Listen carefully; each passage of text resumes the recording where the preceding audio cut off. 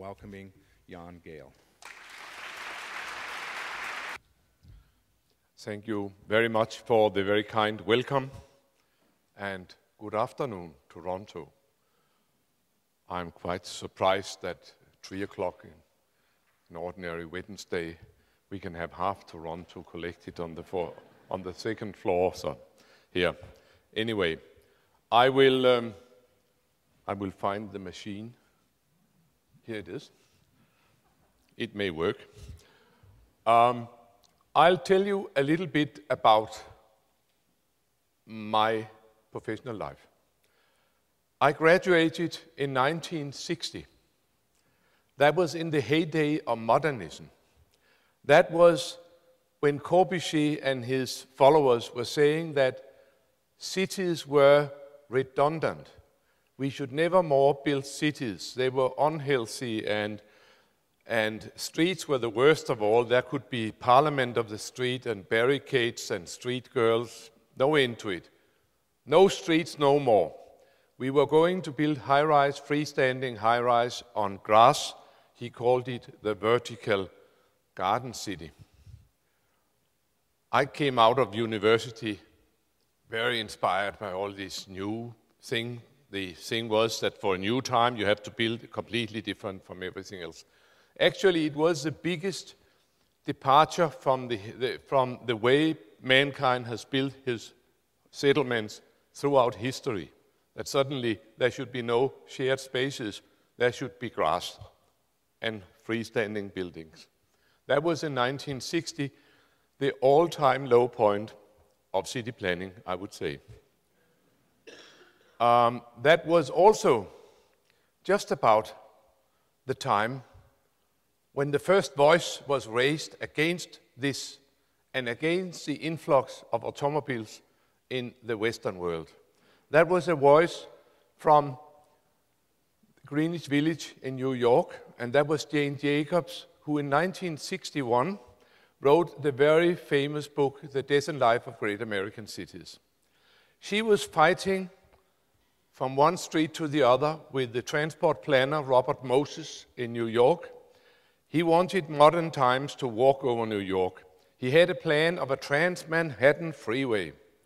And to do that, he had to take down the derelict and old-fashioned Greenwich Village and Soho and a few other districts to build some state-of-the-art high-rise buildings for families. She fought from one corner to the next, and actually it never came about. Her book came out, and that was, of course, a strong warning against the modernistic way of planning. In 1933, the modernistic planners met in Athens and signed the famous Athens Charter of City Planning, which basically runs like this: you must never, ever put together residences, workplaces, recreation, and communication. Always separate. Actually, all the planners of Europe met again 65 years later in Athens in 1998 to sign the second Charter of Urban Planning in Athens, saying, in short, you must never, ever, ever separate residences, workplaces, recreation, and communication.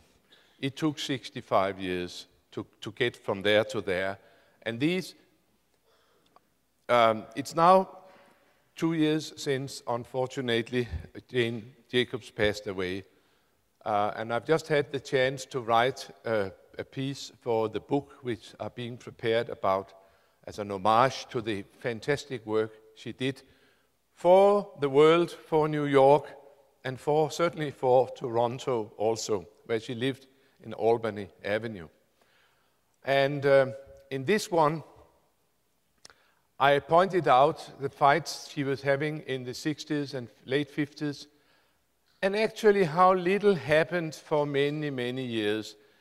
The work was known, and people here and there, cities here and there, but in the last 10 years, we really started to see a radical turnaround, and now the tailwind is very strong for this humanistic town planning, which she so elegantly introduced or pointed to in the early 60s. So I came out of university about this time, and I was to build all these high-rise on grass for families, and was a devout modernist. And just a few days after I graduated, I met this woman and married my wife, who was a psychologist.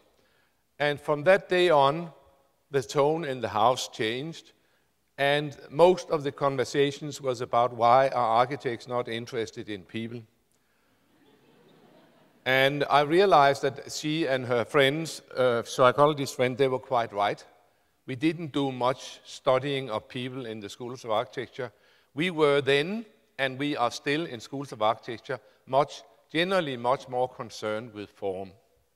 But good architecture is the interaction of life and form, and only if life and form can interact in a very good way do we have good architecture. But that's another story. So I went into university and spent the next 4 decades to write books which all of them tried to downgrade my training and point that these guys were wrong.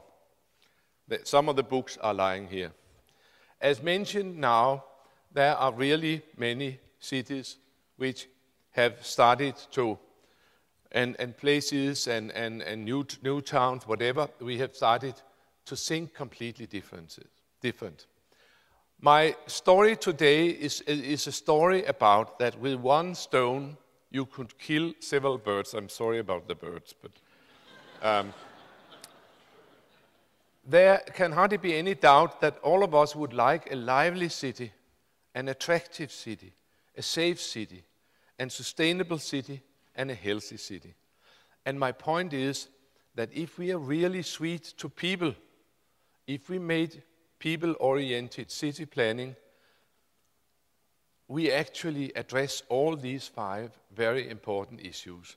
And as times go along, these issues become more and more urgent and more evident. And when Copenhagen, as I didn't know, is going to be neutral in 15 years' time, that is exactly some of the things they will have to do to make sure that people walk and bicycle as much as possible as an important part of this policy.